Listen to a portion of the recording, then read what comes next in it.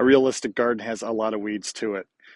Pulling beans, my back hurts, but the reward is that in just 2 rows, I've got a 5 gallon bucket of green beans. 5 more to go. We should clean up pretty well. This is our second picking of green beans. Our first picking got us about 12 quarts worth, and those are in the freezer, and we should get at least 40 to 50 more quarts through the next several pickings. And it's nice to have a snack while you're working.